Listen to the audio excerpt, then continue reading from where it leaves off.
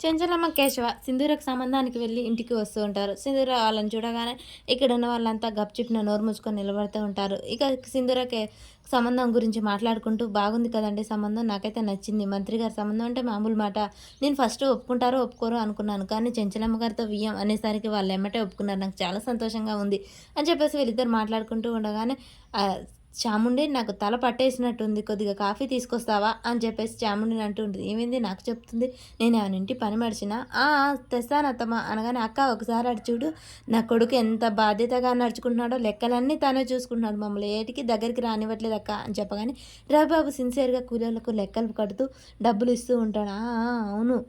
రవిబాబులో ఇంత మార్పా అని చెప్పేసి చెంచలమ్మ చూస్తూ ఉంటుంది. ఇక సింధూర వంటగదిలోకి వెళ్ళేసరికి ఒక్కసారిగా సింధూర మెడలో తాళి అయితే బయటికి ఉంటుంది. అది చూసిన చాముండి షాక్ అయ్యి అలాగే చూస్తూ ఉంటుంది. ఇది కళా నిజమా? దీని మెడలో పసుపు తాడేంటి అని చెప్పేసి అలాగే చూస్తూ ఉంటుంది. సింధూర కంగారుగా మళ్ళీ ఆ తాడుని లోపలికి సర్దుకుంటూ ఉంటుంది. ఇదేంటి తాడు మెడలో ఉంది అని చెప్పేసి చాముండి షాక్ అయ్యి చూస్తూ అలా డౌట్‌గా అయితే లోపలికి వస్తూ ఉంటుంది. ఇంకా చంటి అయితే, అమ్మాయి గారు ఈ పనులన్నీ మీకెందుకు, మీరు వెళ్ళండి నేను చేస్తాను అని చెప్పేసి చంటి అంటూ ఉంటాడు. పర్వాలేదులే చంటి అని చెప్పేసి సింధూర అంటూ ఉంటుంది. ఇక చాముండి దగ్గరకొచ్చి కూడా చూస్తే పసుపు తాడు అవుపిస్తూ ఉంటుంది.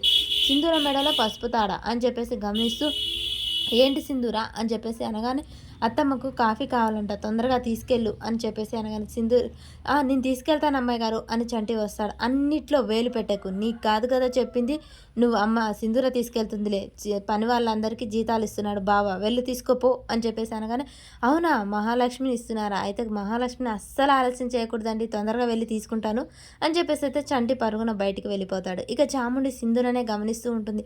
ఈ తాడు నిజమా నా భ్రమ అని చెప్పేసి వెనక నుంచి తొంగి తొంగి చూస్తూ ఉంటుంది. సింధూర ముందుకు మళ్ళీ ఉండడంతో చాముండికైతే తాడవుపోయింది. ఈలోపే ఇక చక్రం జీతం తీసుకుంటూ లెక్క పెట్టుకుంటూ లోనికి వచ్చి చాముండిని గమనిస్తాడు. ఇదేంటి అమ్మాయి గారు వెనక ఇలా నక్కి నక్కి చూస్తుంది ఏంటి అని చెప్పేసి చక్రం అయితే గమనిస్తూ ఉంటాడు చాముండిని. ఏంటి చాముండి ఏమన్నా కావాలా అని చెప్పేసి సింధూర ఇటు మళ్ళీ అడుగుతూ ఉంటుంది. అప్పుడు పసుపు తాడు క్లియర్గా చూసి, ఏమీ లేదులే వెళ్తున్నాను అని చెప్పేసి బయటికి వెళ్తుంది.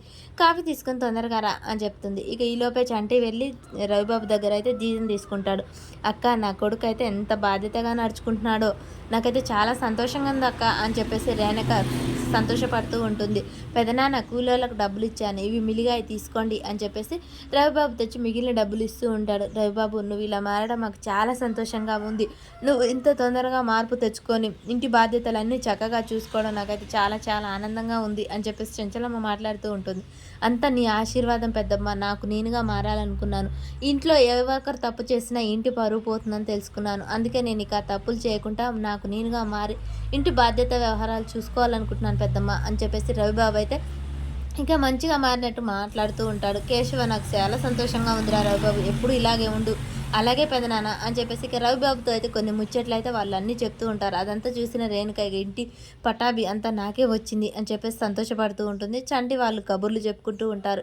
ఈలోపే చాముండి వచ్చి అక్కడికి నిలబడుతూ ఉంటుంది. ఇక సింధూర అయితే కాఫీ తీసుకొని బయటికి వస్తుంది.